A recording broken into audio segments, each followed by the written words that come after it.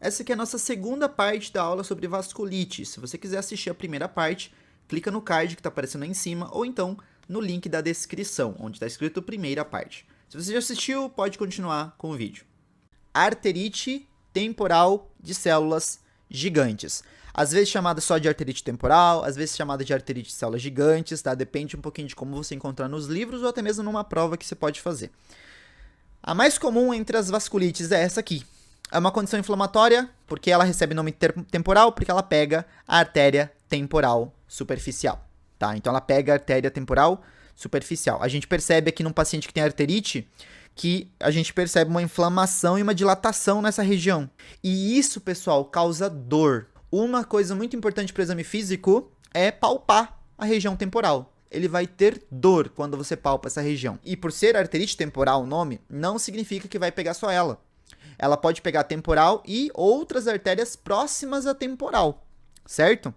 Então, os vasos que são mais afetados. A gente vai ter aquela artéria temporal superficial que a gente estava vendo naquela imagem, né? Então aqui vocês estão vendo a artéria, né, temporal superficial. Também pode pegar a artéria vertebral. A artéria vertebral é rama da artéria subclávia, pessoal. A gente está vendo aqui, ó. Pode pegar ela também, tá? Então, artéria vertebral. Pode pegar a artéria oftálmica, que é rama da carótida interna. Então, aqui a gente está vendo uma imagem com a carótida interna. E essa aqui é a artéria oftálmica. Aqui vocês estão vendo o globo ocular. Ó, esse aqui é o globo ocular, tá? Por vocês estarem vendo a artéria oftálmica inflamada, vocês já entendem que o globo ocular pode ser afetado também. E pode pegar também a artéria ciliar posterior, que é rama da nossa artéria oftálmica. Essas aqui são as artérias ciliares, tá? Então, elas são ramas ali da oftálmica. E a artéria ciliar também vai para essa região do nervo óptico, que é o segundo par craniano. Então, ele também pode ser afetado, pode pegar a artéria que vai fazer a irrigação ali do segundo par craniano e pode afetar a visão também. Então, não é simplesmente uma artéria que pega, uma vasculite que pega a artéria temporal. Ela pega outros vasos que acometem outras regiões, como a visão. Vocês estão vendo que, por inflamar a artéria vertebral, a gente também pode ter alteração onde?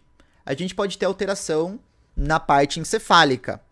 Por quê, gente? A artéria vertebral, ela forma, quando uma artéria vertebral se anastomosa com a outra, ela forma uma artéria que é a artéria basilar. E essa artéria basilar, ela vai ser muito importante para formar o polígono de Willis, que a gente aprende lá em anatomia. E esse polígono de Willis, ele está na base do encéfalo, ele vai irrigar o encéfalo. Então, se tiver uma inflamação nas artérias vertebrais e obstruir e necrosar essas artérias, o encéfalo vai sofrer, tá? Então, sintoma do sistema nervoso pode aparecer. Epidemiologia, em quem que pega mais? Mulheres, tá? Então, mais comum em idosos, com uma proporção de 2:1 entre mulheres e homens. Então, para cada 2 mulheres, um homem é acometido. A gente está vendo um caso ali de um paciente com uma arterite temporal. Olha como a gente consegue ver uma dilatação nessa região. E isso, quando você palpa, é doloroso. Causa, como nós falamos muitas vezes, é desconhecida. No entanto, tem sido sugerida uma origem autoimune para essa doença, onde nós temos uma resposta mediada por linfócito T.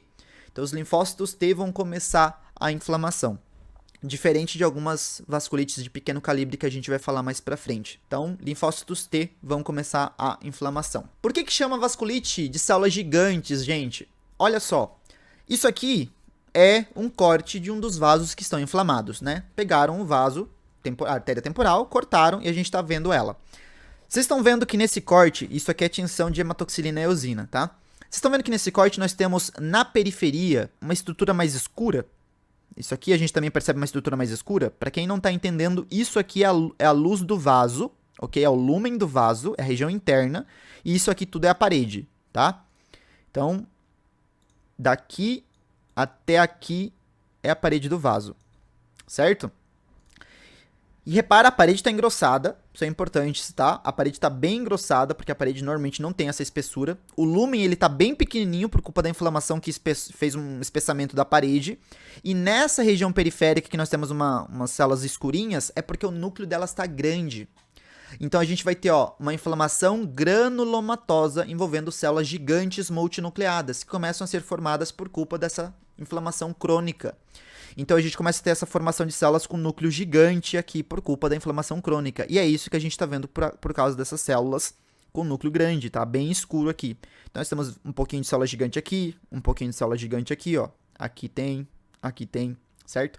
Então essas células aqui, gente, são as células gigantes que foram formadas por causa da inflamação.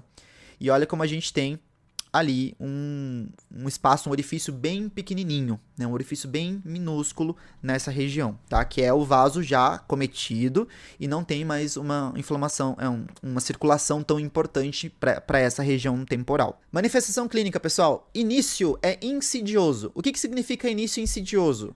É aquele início que ele, digamos, ele começa devagar, ele começa sem parecer que é maligno, ele começa como se fosse amiguinho, né? Uma dorzinha ali, uma dor de cabeça aqui, um incômodo, né? Uma vista cansada. Então ele começa devagar, sem parecer que é muito maligno, e de repente, vapo. Você percebe que o paciente tem uma doença que é perigosa e pode deixar ele cego. Então é aquela doença que começa devagarzinho e de repente o paciente tem uma alteração importante. Cefaleia são dos primeiros sintomas. Sensibilidade sobre a artéria, então você palpa e vai doer. Edema e vermelhidão sobrejacente, ou seja, vai estar aumentadinho de tamanho, né? Vai estar um pouquinho elevado e vai estar vermelho, mas nem sempre a vermelhidão subjacente está presente. Olha aqui, a gente não tem vermelhidão, tá? Então não é tão característico todos os sintomas que vocês vão ver sempre, tá? Alguns pacientes não têm todos. Então, nesse aqui, a gente não tá vendo vermelhidão, ok? Dá uma impressão de vermelhidão nessa área, mas isso aqui é sombra da foto, ok? Então, não tem vermelhidão nessa região. Visão turva, ou o que a gente chama de diplopia. Isso que vocês estão vendo ali na imagem de baixo, tá? Então, isso aqui é uma diplopia, gente. O paciente vê os objetos duplicados, tá? E a visão turva é quando tá meio que apagado, né? Ele vê uma imagem mais borrada, tá? É como, por exemplo, eu quando tento dar aula e eu ia pra faculdade lá no CP para dar uma aula e eu esquecia meu óculos, né? Os alunos do fundo faziam a festa, conversavam, ficavam no celular ou até de costas para mim, eu não percebia, porque eu tava sem óculos, né? Então, a visão turva é a mesma coisa que você que usa óculos vê quando você tá sem óculos, tá? É a mesma coisa. E dor facial, olha que doido, dor facial pode aparecer também. Por quê? Porque essas artérias, elas também têm uma função importante de irrigar os músculos da face. O músculo, por estar isquêmico, ele começa a ter dor, tá? Ele entra em metabolismo anaeróbico. Metabolismo anaeróbico vai produzir ácido lático. O ácido lático gera ativação de receptores dolorosos na pele, na região muscular. Então começa a ter dor, ok? Então a gente começa a ter dor nessa região facial. Complicações que a gente pode ter na nossa arterite temporal. Envolvimento sistêmico, então pode pegar várias regiões no corpo, além daquelas que a gente falou. Lembra que lá no slide estava escrito regiões mais afetadas, vasos mais afetados. Então, além daqueles vasos, a gente pode, em alguns casos, 50% dos pacientes ter envolvimento sistêmico. E aí vai parecer muito com uma polimialgia reumática, que é uma patologia que ela pega basicamente dor em toda a região do corpo. O paciente vai ter artralgia, vai ter mialgia e parece muito com um quadro de artrite reumatoide, por exemplo. Então isso pode te confundir na hora de diagnóstico. Você pensa até em artrite reumatoide, que é algo muito mais frequente, e esquece da arterite, tá? Por sorte, no caso da arterite, pode ter uma coisa te avisando ali que é a artéria temporal inflamada e aparecendo. Aneurisma da aorta pode aparecer em 10% dos pacientes. Para quem não sabe o que é um aneurisma, eu trouxe uma imagem de um aneurisma abdominal. Aneurisma, pessoal, é a dilatação de um vaso, tá? Então, na aorta, no caso, pode ser tanto, e mais frequente ainda, é importante salientar, que vai ser um aneurisma na aorta ascendente ou na região do arco cajado da aorta, ok? Então, essa região vai ser mais acometida, tá? Do que um aneurisma aqui abdominal, certo? Então, a gente vai ter um aneurisma. Pode aparecer aqui? Pode, mas é mais frequente o aneurisma nessa região quando a gente fala de complicação de uma arterite temporal. E cegueira em 80% dos pacientes. Olha só, pessoal, importante, né? Porque vocês já viram que vai ter inflamação da carótida interna, que vai pegar a artéria oftálmica e que vai pegar artérias ciliares, que vão lá para a região da retina, tá? Então, essas artérias inflamadas não vão conseguir mais irrigar a retina. E para quem ainda não aprendeu isso, é nesta região de trás, ó, nessa região que eu vou colocar até de outra cor. É nessa região que eu tô pintando de azul, que se encontram as células nervosas que detectam a visão, tá? É aqui. E quem irriga ela? Essas artérias pequenininhas, as ciliares, que são ramas da oftálmica. Então elas vão irrigar e deixá-las vivas. Só que se de repente o fluxo for diminuindo, porque está tendo uma inflamação, as células daqui vão morrendo, tá? As células que detectam a imagem vão morrendo. Quem são elas? São os que a gente conhece como cones e bastonetes, tá? Então, os cones e bastonetes vão morrer. Os cones, que são os responsáveis pela cor, e os bastonetes, que são os responsáveis pela imagem branca e preta. Então, a gente vai perdendo essa imagem, tá? E lógico, como nós falamos, vai começar com uma visão borrada, uma diplopia e pode avançar até a cegueira. Esse aneurisma aórtico é por conta da diminuição do lúmen em decorrência da tríade inflamatória, doutor?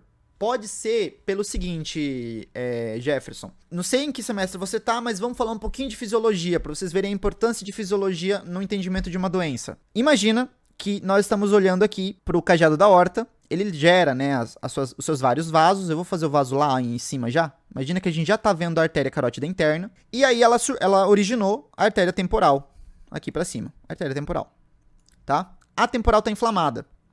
Então a temporal tá inflamada, diminuiu o fluxo. Por conta disso, aumentou uma coisa que a gente fala lá em fisiologia, chamada resistência periférica total.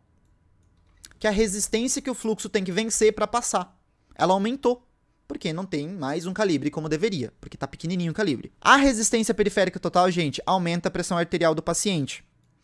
Porque a pressão arterial tem uma fórmula, que a pressão arterial é igual a débito cardíaco vezes resistência periférica total. Quem foi o meu aluno cansa de ouvir isso de mim, porque isso aqui é muito importante, a gente tem que saber em todas as doenças quase. Então, o que acontece? A pressão ela tende a ir aumentando um pouco. Tá? Ela tende a ir aumentando. E o ventrículo esquerdo, o que ele faz para vencer essa resistência? Ele vai contrair mais. Ele contrai mais, e contrai mais, e contrai mais. Essa pressão que faz o ventrículo esquerdo ejetar mais forte o sangue para dentro do arco cajado, vai fazendo uma pressão forte sobre a parede aqui da nossa aorta, e ela vai aumentando lentamente, gerando esse aneurisma. Ok? É por isso que vai gerar essa lesão, esse aneurisma aparecendo ali. Em casos mais graves, bem mais graves, e são bem raros nas arterites, pode aparecer uma dissecção aórtica, que é quando lesiona só o vaso endotelial, ele fura, né, a região endotelial do vaso e acaba entrando sangue na capa muscular. Só que aí já é uma doença mais grave, porque a dissecção ela é perigosa, tá? O paciente vai ter uma dor parecendo infarto e tal. Mas aqui, como é algo crônico, que vai acontecendo aos poucos, a gente vai ter esse vaso dilatando, essa aorta dilatando, ok? É por isso que ela vai aparecer. Tudo isso culpa da resistência periférica aumentando, tá, gente? E por isso que eu falei que é mais frequente lá em cima. Embaixo a gente não costuma ver muito, tá? A não ser que já tenha envolvimento sistêmico. Envolveu sistemicamente, aí tem arterite aqui embaixo também, inflamando, tem arterite aqui inflamando, resistência aumentando, e aí sim a aorta abdominal ela pode aumentar. E o diagnóstico, olha o que eu deixei destacado, clínica. Vamos pegar de novo, como os médicos antigos, a mania de colocar a mão no paciente, de olhar o paciente fazer um bom exame físico, em vez de olhar para a folha, escrever o exame laboratorial e passar para ele dar bênção e tchau. Vamos aprender a examinar o paciente? Então, examina bem o paciente. Ele pode não te falar da alteração da visão, porque ele não correlaciona com o quadro. Então, ele usa óculos já há um tempo e ele não correlaciona. Ele não vai te falar da dor muscular que ele pode estar tendo, se já tem envolvimento sistêmico. Então, vamos perguntar e vamos examinar bem o paciente, tá? O exame clássico de colocar, né, os dedinhos para ele ler. Você tá vendo quantos dedos? 2? Ou ele fala 4? Tô vendo 3. Então, vamos fazer o exame correto, tá? Pra gente chegar num bom diagnóstico. Então, exame físico é importante.